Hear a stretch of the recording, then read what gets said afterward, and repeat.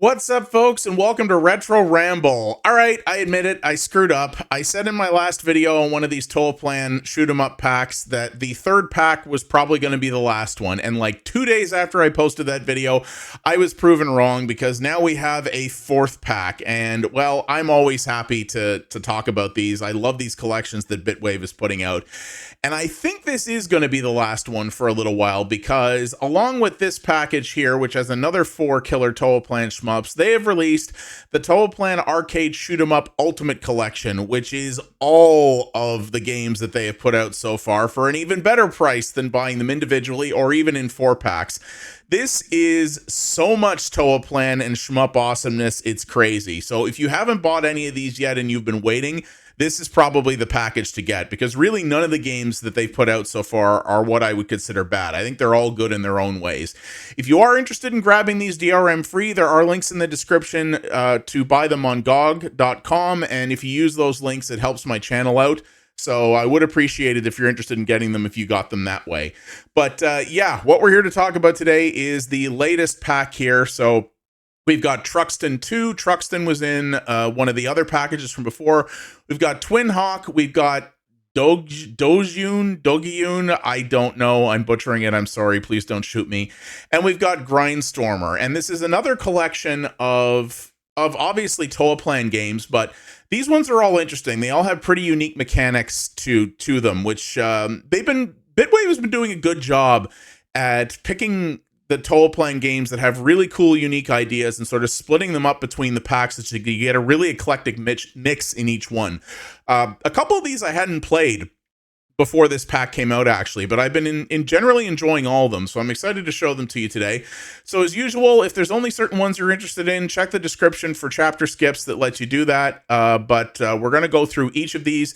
As is before, I'm not going to be talking about all the enhancements and features that Bitwave brought to these. Go back and look at the first video if you want a real in-depth tour of that. But all of those features are here, and as typical, anytime they patch one of these collections to bring improvements to it, they back patch all the previous games that came with it before. They've honestly been doing a really good job of supporting this collection. It's a shame that due to licensing BS, Bitwave is stuck releasing these only on PCs because these desperately need to go on the consoles. They really do. It's probably never going to happen, at least not for the foreseeable future, which is a shame because they're doing a great job here. But I'm going to go over each of these games to give you a little overview about what each one is like to see if so that you can choose which ones that you're most interested in. So without further ado, let us switch over to the first one. Okie dokie, and here's the first one. So these are in no particular order. I'm just sort of clicking on them in the way they're currently arranged in my Steam list. So this is Twin Hawk, and this one has been interesting. Now, I've only played all of these in single player. They don't have online play, but you could easily play any of these through Steam Remote Play if you don't have another person to play with you. But I'm going to show you some of the more interesting aspects of this one, because this is one of the ones I hadn't played before, and it's definitely got some cool ideas. It's got this kind of long, almost sort of, I don't know, sort of mournful intro with the sort of sweeping music and stuff, but then it fires you right into the action. And that intro sort of gives you a little hint as to one of the game's unique mechanics here. So this is a, you know, fairly typical sort of, I guess, more traditional lighter grade shmup, if you will. So you're playing a plane here. Feels a little bit like 1942, something like that, right? You've got this plane, and you can pick up power-ups that enhance the strength of this one weapon, but this is the only primary weapon that you have. But it is a fairly powerful weapon, as you can see, and most enemies in this don't, with few exceptions, most enemies don't take too many shots to take out. You're going to have to sort of balance crowd control, though, fairly early. There are going to be some larger enemies that do take a lot of shots that will come in to mix things up, but by and large, as you can see there, if you let the crowds build too quickly, things can get pretty hairy pretty fast. So that's sort of your main challenge in this, I would say, more than the larger enemies, is just dealing with large groups of smaller ones and the shots that they put out. I would definitely not say that this becomes a bullet hell or anything like that. I mean, really no Toaplan games go into true bullet hell, you know, craziness, but things can get a little gnarly here. So here's one of the stronger enemies here. But this is where things get interesting. So when you press what would typically be your bomb button, which is just, you know, a major attack that clears the screen, what you instead get is, well, basically a squad of kamikaze fighters that join you. It's kind of weird. So you have this big fleet that comes in that will shoot along with you. They move a little bit side to side in tandem with you, and they will fire their guns whenever you fire yours. So it gives you this very large sort of blast front, if you will, of fire that goes ahead. But as you've been seeing there, much like yourself, these ally planes only have one hit point. Similar to you, if you get hit once in this, that's it. There's no shields, there's no, you know, multiple hits, no nothing. You get hit once and you're out, right? But, and these guys will continue to fly with you until they do get hit. They won't attempt to dodge any enemy fire. They will, you know, they will shoot forward, but if an enemy manages to get a bullet through, though, they don't just blow up. As you've seen there, they basically suicide themselves. They kamikaze into the enemies, blowing themselves up and blowing the enemies up as well. And they will actually aim for the enemy, the nearest enemy, or the enemy that shot them, and actually make a, so they won't just fall straight down onto them and blow up. They will actually like target one and aim straight for it. Really a little bit dark when you think about it, kind of, but also a really cool mechanic. I really like the way it does that. I think it's a neat way to do the secondary weapon, because it's not temporary, and it's, you know, it's not like a quick one-off blast and then that's it. If you're able to, if the shot patterns are in your favor, they will actually hang around on the screen for a good while, potentially doing a lot of damage and a lot of crowd control for you. And if they do go down, well, they take something out with them, which is really interesting. I've never seen another game that does this type of secondary power in this way. Maybe others have. You know, Toaplan have been known for, shall we say, iterating on ideas that came before sometimes. But you know, I have certainly not played every shmup, but I played a lot of them, and I never seen this before. And I really like it because the thing I like about shmups, right, is the way, at their core, the way shmups work is they give you a set of tools, whether that be weapons or upgrades or secondaries or different classes of fighters or whatever. And it's your job as a player to utilize those tools in the most efficient way possible to be able to clear all the enemies out, survive as long as you can, and get the highest score. And I, to a certain degree, I other than the fact that at their core their mechanics are quite simple, you know, easy to learn, hard to master, that kind of thing. I think that's what I've always liked about them, is that in many ways they are just, you know, they are just a game. And you could say this about every shooter, I suppose, but they are at their core games that just give you a set of tools and say, you know, you can beat this game multiple ways using these tools, but there's a best way, and you want to figure that out. And what I like about this is that, what I like about a lot of Toaplan games, and I've said this in other videos, is the fact that they always try to do something different, or at least iterate on an existing idea that hasn't been used very often. The concept of, in shmups, of, well, you press one button for your normal gun, and then you press another button for your giant ass bomb that you use to get yourself out of a hairy situation, is near universal, I would say. And it's something that just about everybody understands. Even people who aren't big into this genre kind of know that's how it works, right? But this one really changes the game and changes up the mechanics, because it expects you to use those, again, to use your secondary weapon in a different way. It gives you a weapon that can actually have longevity and staying power. And there are ways you can use it where they'll be much more effective than in other situations. And I would wager that the ideal way to play this game is not just to call them in when you're in a hairy situation, but to actually call them in purposely at strategic points in order to maximize the amount of damage you can do and the amount of impact that you can have on a given battle. And I think that's a really neat way to do that sort of secondary weapon. So that's where I applaud them for that here. So darn, I almost beat my top score. I haven't gotten past this guy yet.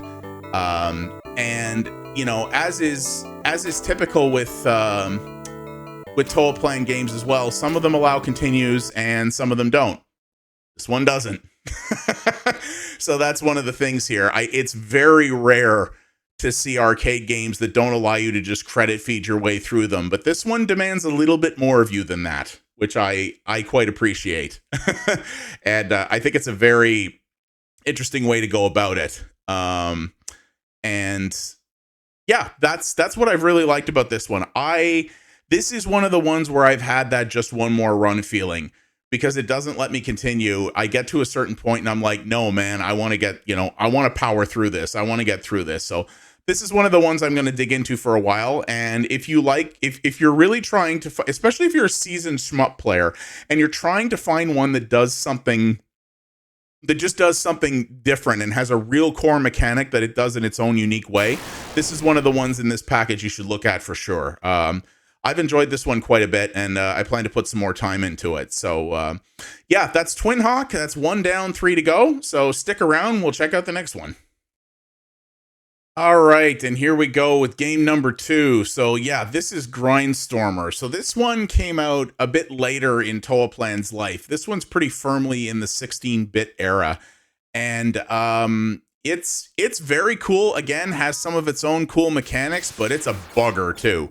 Thankfully, this one does let you continue, because this one is going to test your mettle without a doubt. This is one of the closest games to what I would call bullet hell as Toaplan goes. But yeah, it's definitely a tough one, but it's got some really cool ideas in it. So I'll fire this one up and show you here. So as I said, this one's pretty firmly into the 16-bit era, as you can tell by the presentation here. I actually like the visuals in this. It's got a lot of nice popping, contrasting colors. It's very easy to designate your enemies and where power-ups and things like that are. It's something where you can tell everything at a quick glance, which is very nice. You're also going to see in this that the power-ups are kind of comically sized. They're very, very large, and they all have their own unique colorization, which I really like, because you can look at any one of these power-ups for half a second and know exactly what it is you're getting into and what you're going to be picking up here. And well, as you can see, yeah, this game don't mess about. It is quite challenging very early. You saw that the crowds got very busy very quickly there, and yeah, it doesn't pull any punches. This game will step on you pretty fast. Now, the one thing I will give it is that you saw that little special power up I picked up there after I continued. The game will take mercy on you and give you a very strong power up when you continue. It effectively gives you a full juice power up when you come back. But as you can see, at least by default, you've only got 1 life. So yeah, dig in. Now you can adjust that, of course, in the options, and I would say until you get, until you're ready, until you get much better at it and are really ready to compete on those standard leaderboards, you probably should, do that, because this thing is really, really tough. But as you can see here, and as you can see, it gets very crowded, borderline bullet hell sometimes. True bullet hell fans would be like, bullet hell, please get good scrub.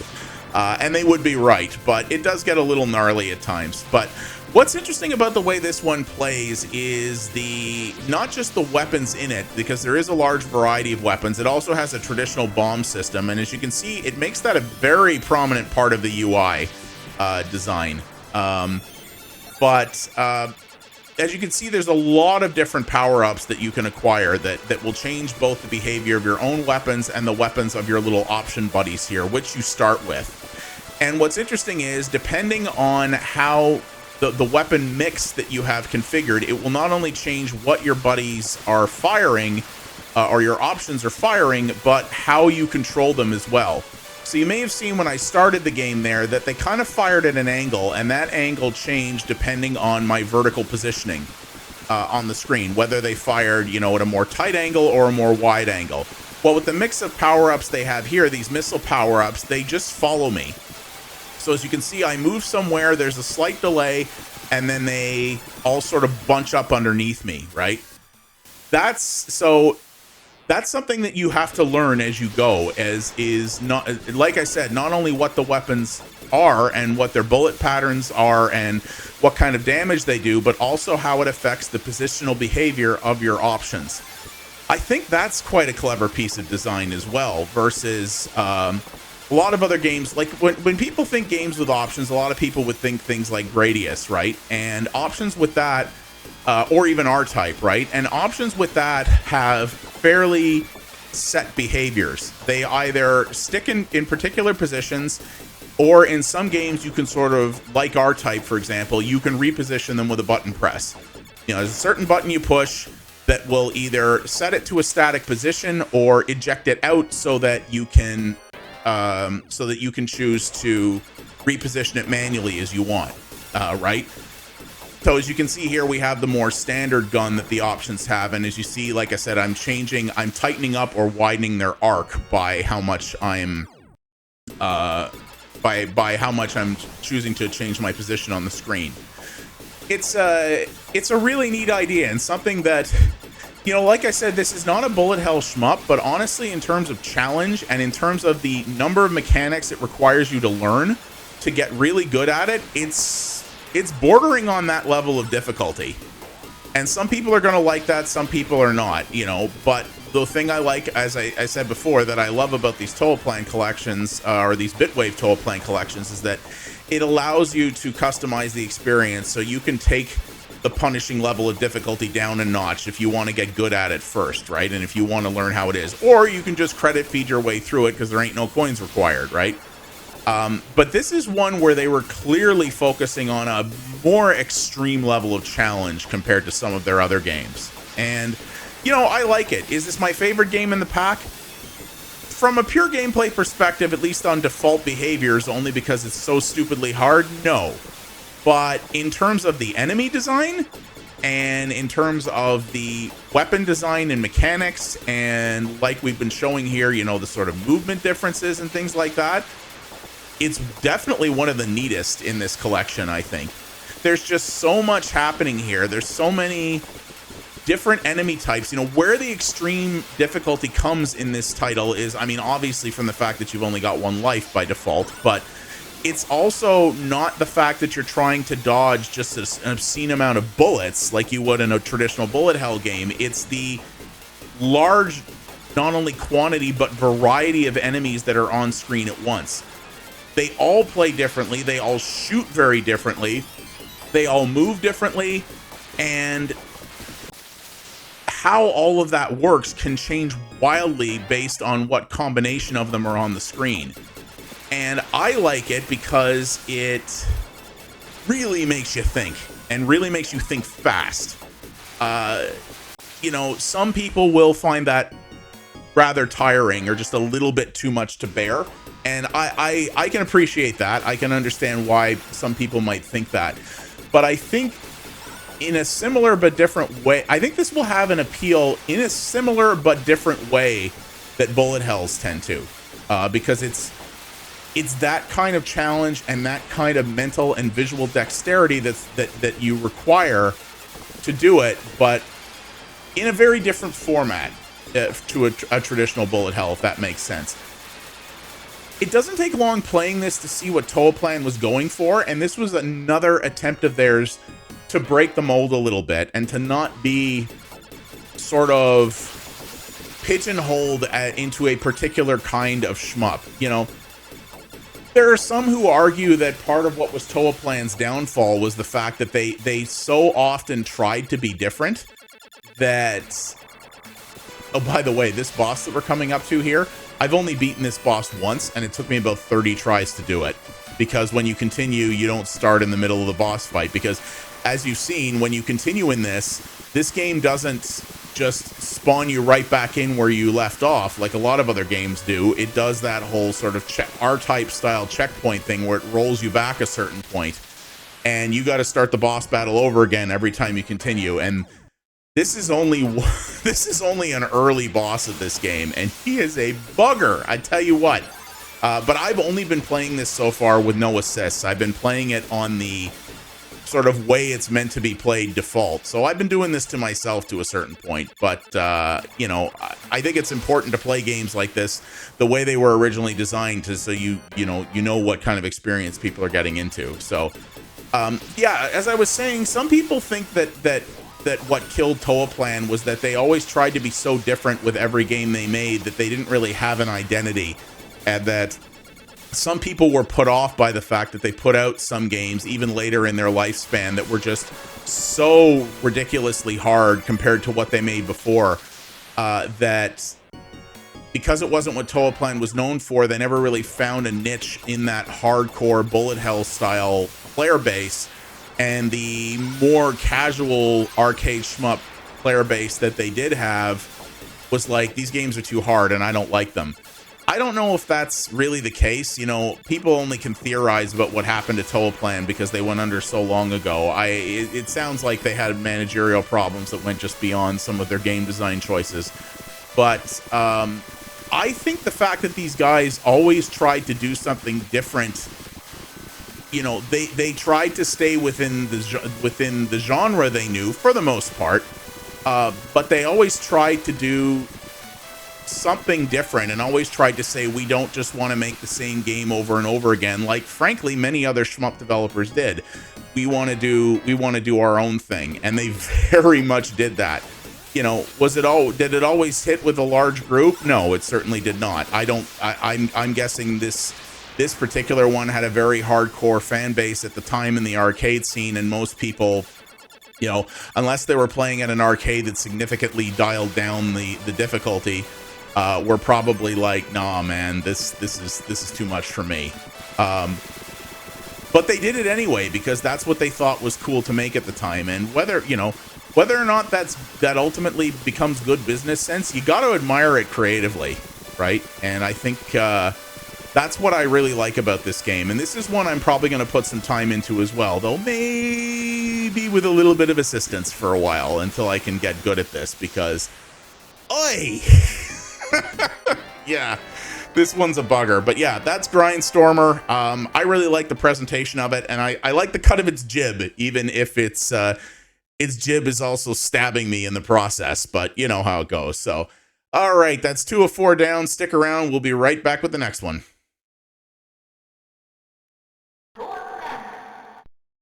All right, guys, and here we are, game number 3. This is Dogyuun. I don't know. I don't know. I don't know what it means. I'm sorry. Those who are screaming at your monitors right now, put your hate engagement in the comments. All right, this is another one very much from the 16-bit era for Toaplan, but this plays a lot more like a traditional shmup. And this definitely doesn't step on your throat the way Grindstormer does, for sure. You may see that crazy top score at the top of the leaderboards. I'll explain that. It's not quite as impressive as you might think. This is one of the only ones that has a little bit of a story to it. I mean, not really, but also, what is the guy flying that plane with? It looks like a spinner controller. Feels like that wouldn't be the most accurate way, but yeah, these have stories to them only because it's part of the attract mode. Toaplan was not a narrative-focused developer. But as you can see as well, this one has another really cool style of presentation. Very 16-bit, very popping colors, cool art style. You know, you're in what looks like this almost Strider-esque future, fighting these crazy like anime boss things. It's pretty awesome. It's a really nice look. I actually really love the way this looks. This might be one of my more favorite games in the pack, to be honest. So as you're seeing here, it's a bit more of a traditional type of shmup. There are multiple types of upgrades you can get. You can pick up different kinds of weapons along the way. There's 3 major types that you can get that all fire very differently. I think that's probably the major selling point of this particular game, is how different the 3 primary weapons are from each other. And you can also pick up sort of those little body kit expansions there, as you saw, that give you little option guys that follow you in a more traditional sense. So there's the power up, the weapon power up there. It rotates around. You've got 3 different types that you can pick up. So let's go for this one here. So this is one of the ones here. As you can see, it gives you this kind of green electric thing. You've got this one, which is an interesting kind of fat-seeking laser kind of thing, I guess you'd say. The downside to this one is while it does seek to enemies and will do a lot of damage to individual targets, as you can see, they have almost a drunken master quality to them. So you gotta really watch how you're shooting them, because you can lose control of crowds and control of the battlefield pretty quick if you mash them a little hard. You know, throughout this, I've been using the auto fire trigger that these games have built into them. You can also do individual shots as well, which, depending on the situation, is definitely going to be what you want to do with some of these more seeking style weapons here, because they can. Yeah, once they've left your ship, they got a mind of their own, and they can very much work against you in certain cases, for sure. And now this is the starter weapon here that you've got. This one's a little bit more, you know, brute force, straight, lot of damage in a straight line kind of thing. You know, I've played this a decent amount now. It's hard for me to say if there's, you know, some games like this that try to mix the weapon variety up you tend to end up in a situation where one weapon is objectively better than all the rest, and it's kind of like you're putting yourself at a disadvantage if you use anything but that one weapon. I don't really feel that I've come across that yet. It's hard to say. That, you know, probably if you did an objective analysis, there's a way that you could say, you know, if you're trying to go for the easiest way to maximize your score, you want to use X weapon, you know, but I haven't really found that yet. But needless to say, it offers very different styles of play, and that's what I think is pretty cool about this, is that it again gives you various different ways to play, and indeed, if you get good enough to beat the game with one particular kind of weapon, well, you know, there is an incentive or an option there to go back and replay it with the other type of weapon, which undoubtedly, as you can tell just by the way the weapons fire, makes your play style very different between each one. So a shmup with replayability is not something you always see. They're often, you know, kind of they're often the kind of game where once you've sort of perfected the way to do it once, that's kind of it, right? You've perfected it once and you've 100%ed it more or less. There's not really a better way to do it.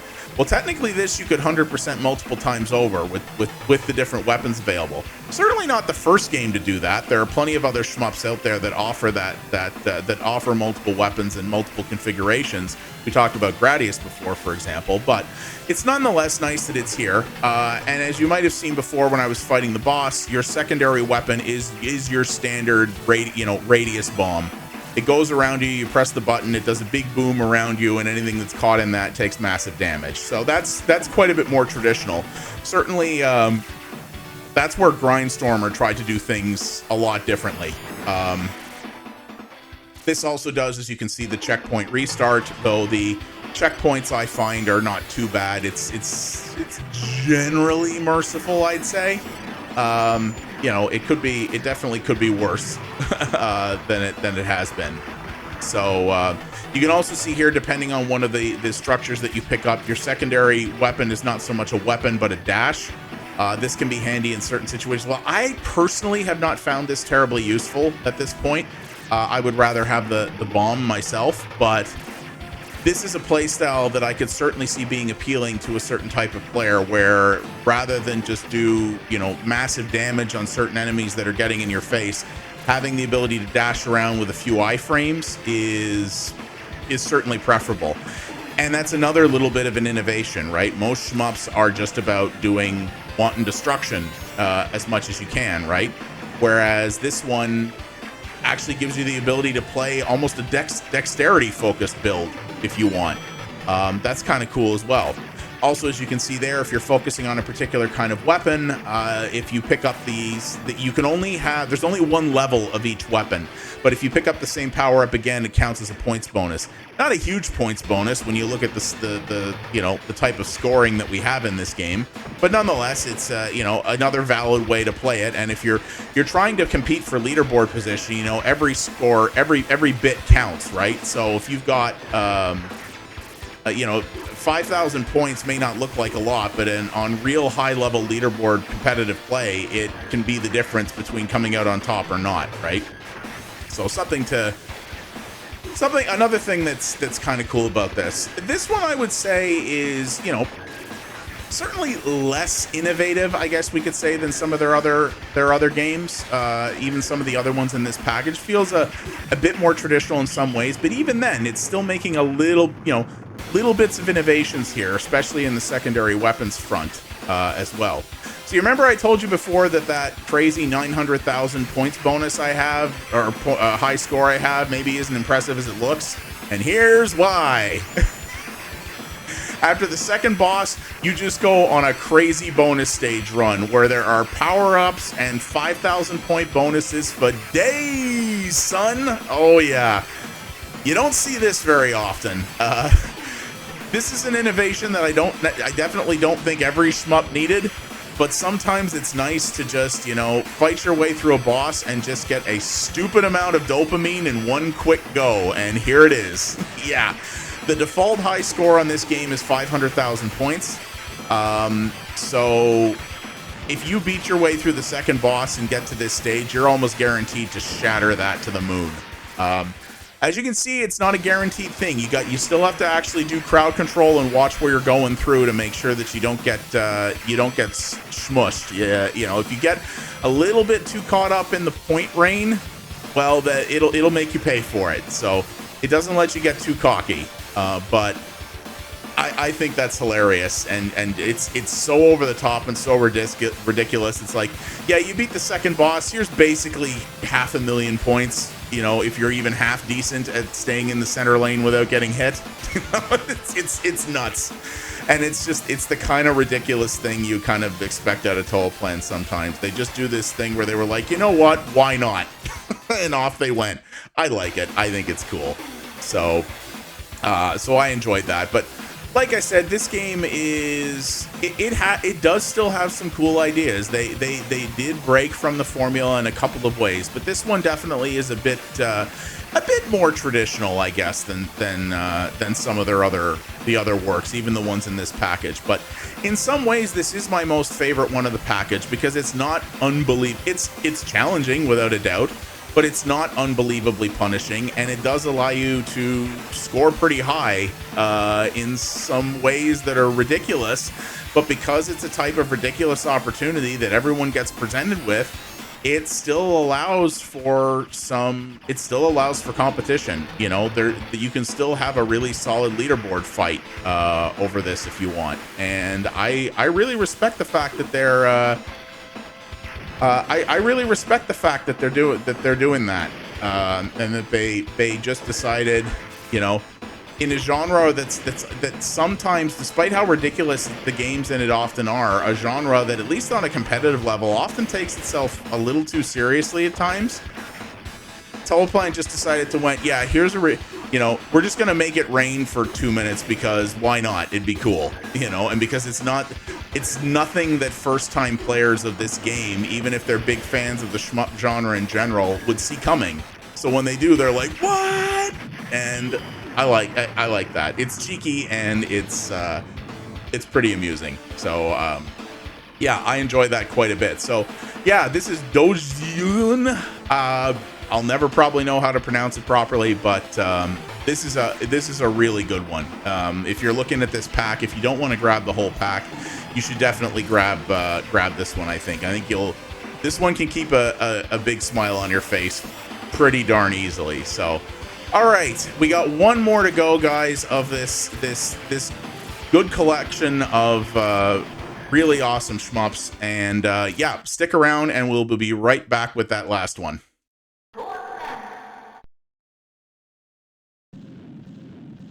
All right, guys, and here we go. The last question mark. I'm going to give myself an out this time. The last of the Toaplan shmups that we're going to see from Bitwave on PC, at least for a little bit. I don't know. Kind of looks that way for now, but you know, I'd be happy to be wrong for sure. So this is Truxton 2. The first Truxton was in one of the other packs. I don't remember which one off the top of my head right now, but it's not too hard to find. And yeah, as you can see, it's another one that's very much of the 16-bit era. Really, this whole collection is very much of their later 16-bit games, with the exception of Twin Hawk, which is a little bit earlier in that. But Yeah, this is this is another one that has a really cool presentation. They're all the presentation of these is all very different, which I like. Like you in some cases it would be hard to tell if they didn't have the Toaplan logo on them that they were all from the same developer. You know, it really feels like I don't know how many teams Toaplan had at their peak, but they either had teams who were very much allowed to have their own styles and creative visions, or they had their games had a lot of, you know, similar teams who really like to flex their muscles a fair bit. I'm not sure which it was, but every one of these has very much their own unique visual flair, and none of them I can really knock. They all, even the older ones, all look pretty striking and memorable, I would say. The backgrounds in this one in particular are really nice. Like I really love this sort of Milky Way galaxy type background that we have going on here. So once again, this is one that plays a little bit more traditional compared to some of the entries in this package. You've got waves of enemies to kill, but they don't come in sort of a bullet hell style of fashion. You do have pickups that will increase your speed, as well as 3 different weapon types that you can grab. I've only got I've only had the one thus far, but there are multiple different types that you can pick up here, and you've got each one of them has an associated type of special attack with you. I don't know if you guys noticed, but the special attack for this, watch this. Did you see that explosion that happens there? That demon face thing is creepy AF. When I first saw that, I was like, ah, I'm like shooting the devil's tortured souls at people or something. I don't know. Like that's yeah, that's pretty ridiculous. So, but you can see there's some you have sort of your ship has sort of core power-ups, and then you can the additional power-ups that you pick up change what your options are firing. So that's what you got. That's what you got going on in this scenario. So, you know, again, a little bit different. This is the game I would say probably is definitely the most traditional, playing it quote unquote safe of all the games in this particular collection. I mean, it's Truxton 2. It is a sequel, so you know, I'm not entirely surprised by that. I think this is, you know, one of the ones they were trying to make perhaps a little bit more mainstream than some of the others. Hey, nothing wrong with that. It doesn't have to be crazy innovative or different as long as it plays well, and it does. It you know, pretty much all of Toaplan's games play well. There we go. This is the blue power-up. A lot of people tend to gravitate toward these seeking power-ups by default because, well, they just find enemies for you. And there is advantages to that, but this one definitely does a lot less damage per shot than some of your other option abilities can. So it's not always the best. Again, depends on your style, right? If you want to focus on more of a defensive stance and sort of holding back and just trying to stay out of the enemy's line of fire while slowly whittling them down, then this does work for you. But you may prefer to be the type of player who wants to focus on taking out the enemy as quickly as you can, rather than having to dodge around, and would rather just want to have as much stopping power as you can, in which case you might want a different type of option power-up. Again, gives you choices. Is there one that's objectively better than the other? At high levels, there probably is. But in this case, it's not that, it's not that big a problem, really. And it gives you multiple ways to replay the game if you want to play it in a competitive sense like that. So, yeah, there's less to say about this one in terms of things that make it really stand out as truly different. But it's still very well made, and, you know, still gives you a very compelling, well-rounded, you know, shmup score attack experience without being hard to the point of potentially being off-putting like Grindstormer would be. You know, I really like Grindstormer for what it is, but that's also because I don't have to pay a quarter for every play. You know, if I was playing that in an arcade where I only had one life and then I had to put another quarter in every time I died, which would usually be every few seconds, I'd be like, nah, man, this is too much. Whereas this is much more traditional. You get multiple lives. You have easy abilities to sort of, you know, clear difficult enemies out around you if you want. You have weapons that can seek onto enemies. So to a certain degree, you know, until you get to a certain point in this game, obviously, you can just hold the button down, and if you're even remotely competent at dodging, you'll be fine. You know, you'll do all right. So, you know, I can appreciate that style as well. And you know, one of the things I like about Bitwave and how they've distributed these games out amongst these packs is they have always tried to mix things up a fair bit. They tried not to put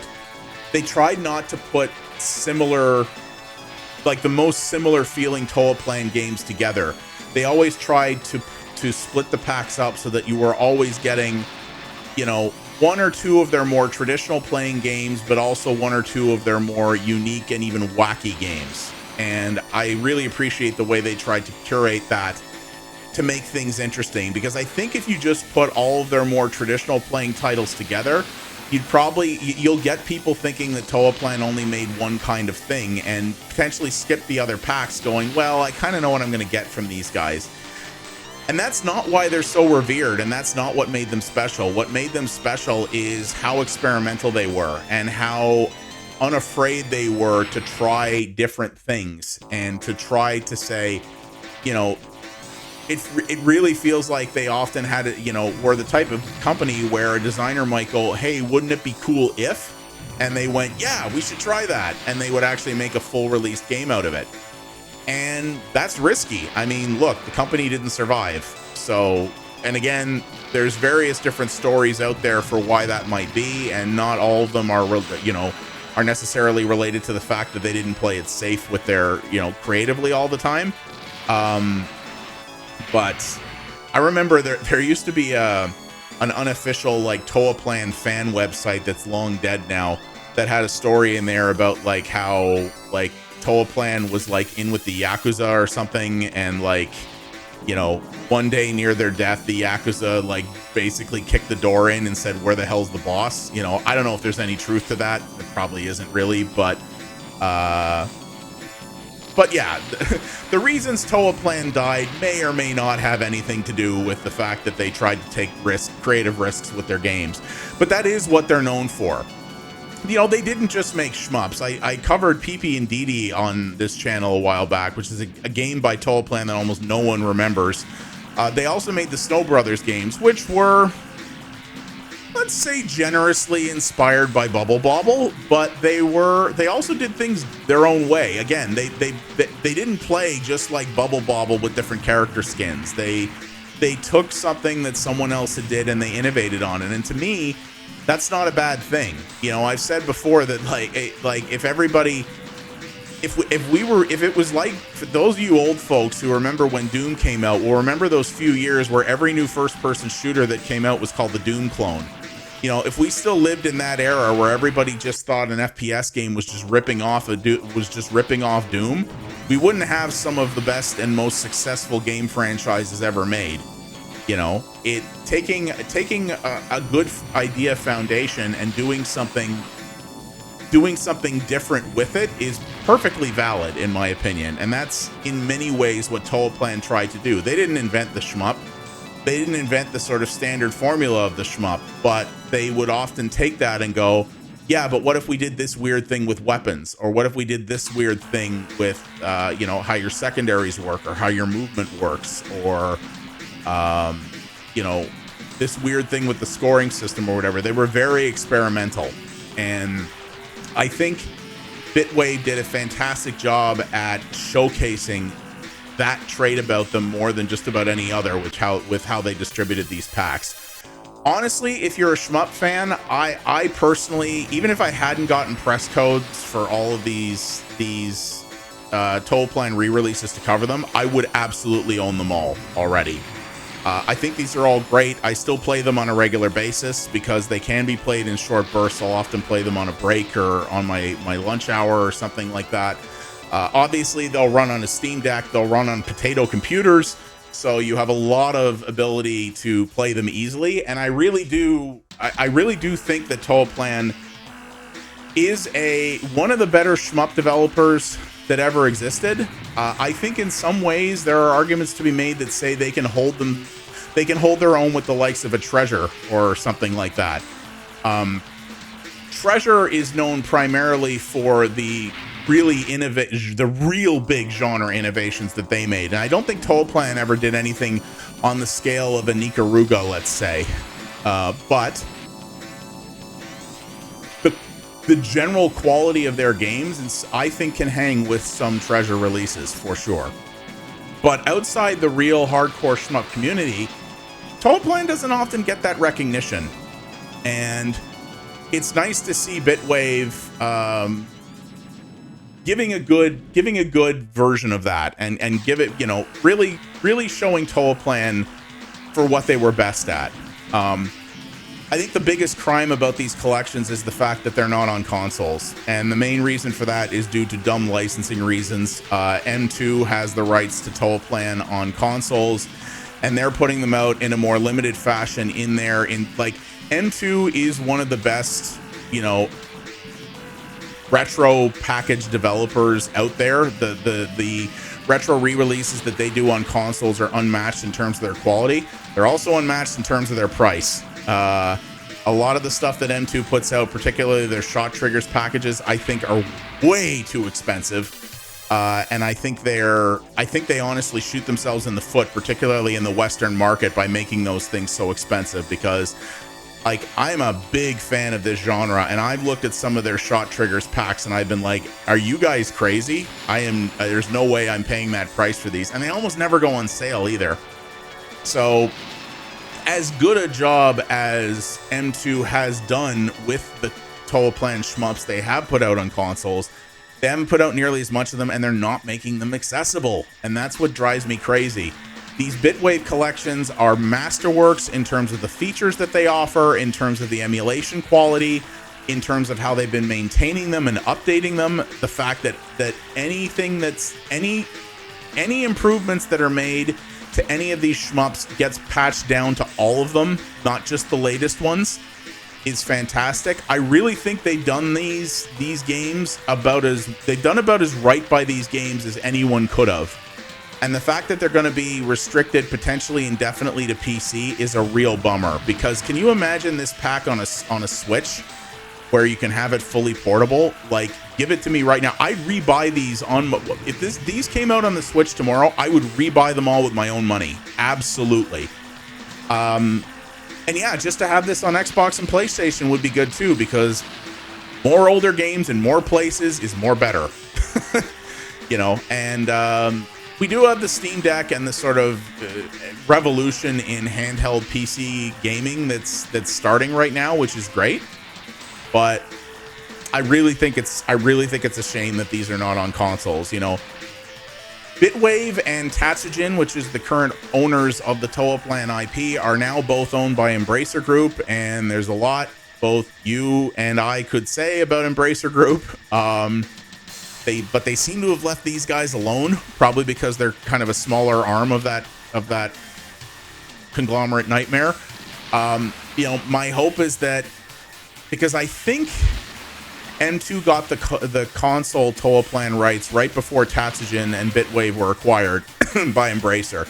So my hope is that maybe when those deals expire, which to be fair will probably be quite a ways off, but my hope is that when those deals expire, we'll get to see these collections end up on whatever the consoles of the day are at that point. And I really do hope that Bitwave is able to do more collections, whether it's of Toaplan games or other Toaplan games or other people's series in general, because they had a big, back right around the time the first collection came out, they had a big discussion going on their Discord. I think I've talked about this before.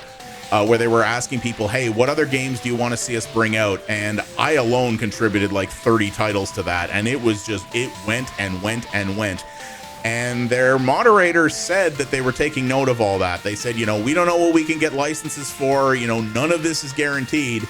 But we want to put out the games that the community wants to see, whatever those are. So that's going to be my call to action to you guys. Leave a comment down below and tell me what you know, what older games, any platform, whatever, that you would like to see get the Bitwave treatment in the future, because it seems like they're looking. And like I said, while they can't guarantee anything, and God knows there's some rights hells out there for older retro games, they want to know, and I want to be able to give them some knowledge. So leave a comment down below. I will point them out to the Bitwave social guy who's been and their PR guy who's graciously given me all the press codes for this, and I will let them know what you guys have to say about that.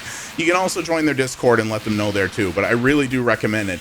This is a developer that I think is very niche, but they have got some wicked chops within that niche, and I really want to see them succeed and see them bring out some more cool stuff for you all to experience. So that's my little call to action for you guys. Like I said, leave them in the comments, let me know, and let Bitwave know what other stuff you'd like to see get their treatment like this. And of course, the best way to do that is to support them. You can buy these collections on Steam, and once again, there are GOG affiliate links down below. If you'd like to play these DRM free while also helping the channel out, click on those links to buy them. That's a great way to help me out, and of course, it helps support the cause of more shmups on PC, because we know we want more of those. You know, there's never been a better time to play shmups as a PC gamer. There's more of them coming out than ever have before, both retro re-releases and newer shmups made by some really cool indies. But the more the merrier, right? And the best way to ensure we see more of them is to make them financially successful. So that is what I recommend to you. But yeah, that is the last game in the Toaplan Shoot 'em Up Collection Volume 4. Will there be more collections? I hope so, but who's to say? But if you want to pick these up, you can buy the games piecemeal. You can buy them in these individual 4-packs, or you can buy the ridiculous, ginormous collection and get the whole lot in one go. That is definitely your best value, TM. And honestly, I love all of these, and I recommend them all for different reasons, truth be told. There's nothing in this pack that I would consider bad, and the features that Bitwave has brought to them have been truly top shelf, and I commend them for doing such a great job. So yeah, that is the last of those packages. As I said, there are links down below to pick them up on GOG. If you want to do that, it would really help me out. And yeah, thanks for watching. If you liked what you saw here, please do all the normal YouTube things. Those do help out a great deal. Like I said, leave a comment down below. Tell me what some of your favorite Toaplan games are, whether shmup or non-shmup. I would love to know. And tell Bitwave what you want to see them bring out. Just pick games from retro systems, anything you can think of, drop them down below, and I will make sure that it gets through to them. And join their Discord as well. They got a nice little community over there. You can Google how to get to that. They got a nice little community there with some really nice staff, and they really care about this stuff. And it's a developer where that shows through, and that's something I really want to help support. And you can also drop me a follow over at twitch.tv/pxabstraction. As I record this, streams are on hiatus for a little bit, but I am planning to bring them back with a focus on retro stuff. I think that's going to be a lot of fun, and we have a great little community there that I'd love to see be a part of. Thanks again, everybody, and I'll see you on the next Retro Ramble. You folks have yourselves a good one. Take her easy.